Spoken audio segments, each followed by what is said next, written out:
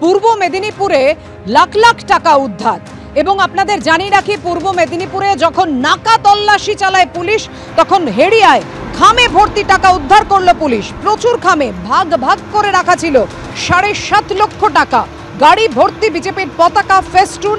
একজনকে আটক করেছে পুলিশ, এমনই খবর পাওয়া যাচ্ছে পুলিশ সূত্রে।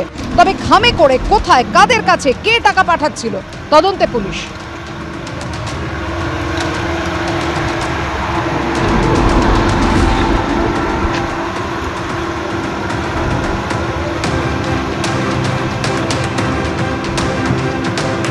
আজকে অমিত শাহ এলেন, আপনার পাশে প্রবলভাবে দাঁড়ালেন। এই যে আপনার বাড়িতে কালকে যে ঘটনা ঘটলো, কি বলবেন?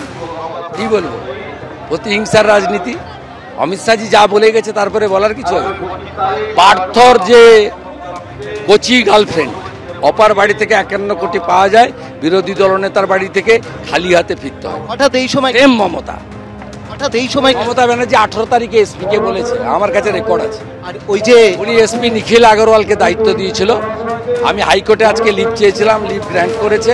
শুক্রবার হিয়ারিং আছে।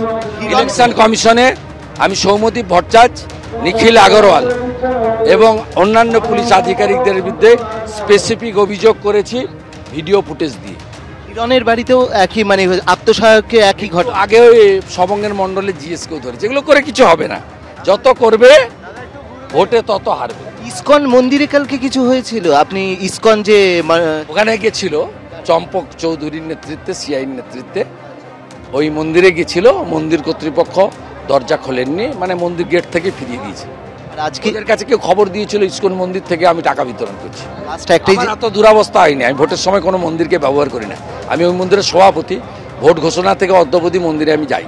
লাস্ট একটাই প্রশ্ন, ওবিসি নিয়ে আজকে যে রায় দিল, কি বলতে? মমতা ব্যানার্জি তাই সংবিধানকে বুড়া আঙুল দেখিয়ে করতে গেছেন। তাই অসাংবিধানিক কাজ করলে উচ্চ আদালতগুলো হস্তক্ষেপ করে, আহত করেছে। অবশ্যই আমরা কথা বললাম শুভেন্দু অধিকারীর সঙ্গে। তিনি জানিয়ে দিলেন যে এই যে পুরো বিষয়, সেই বিষয়টা হয়েছিল শুভেন্দু অধিকারীকে ভয় দেখানোর জন্য, কিন্তু তিনি তাতে এতটুকু ভয় পাননি এবং তিনি পুরো বিষয়টি নিয়ে আদালতের দ্বারস্থ হয়েছেন। শুভেন্দু অধিকারী এবং তার পরিবার মেদিনীপুরের মাটিকে ঢাল করে বাঁচতে চায়। মমতা বন্দ্যোপাধ্যায় যদি শুভেন্দু অধিকারীকে গদ্দার বলে, তাহলে শুভেন্দু অধিকারী বলে মেদিনীপুরের লোক গদ্দার নয়। আরে মেদিনীপুরের লোক সমগ্র দেশকে পথ দেখিয়েছে। তুমি গদ্দার, তোমার ভূমি মেদিনীপুর নয়। আজকে যেভাবে নিজের মেরুদণ্ড বিক্রি করে আর বশ্যতা স্বীকার করে আপনি বিজেপিতে গেছেন, আপনি প্রমাণ করেছেন আপনি ভীতু। আপনি ইডি সিবিআইয়ের ভয়ে বিজেপিতে গেছেন। কালকে একটা জায়গায় পুলিশ সার্চ করতে গেছে, কেঁপে কেঁপে উঠছে ভয়ে। পুলিশ কেন এসছে, সার্চ করতে কেন যাবে?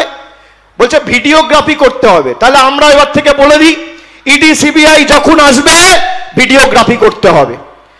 যখনই কেন্দ্রীয় তদন্তকারী সংস্থা যাবে, ইলেকশন কমিশনের প্রতিনিধি থাকবে। মহুয়া মৈত্রর বাড়িতে গেছিলেন, ইলেকশন কমিশনের প্রতিনিধি ছিল, ভিডিওগ্রাফি করেছেন। আপনারা করলে চমৎকার, আর মমতা বন্দ্যোপাধ্যায় আইন শৃঙ্খলা রক্ষার্থে করলে বলৎকার।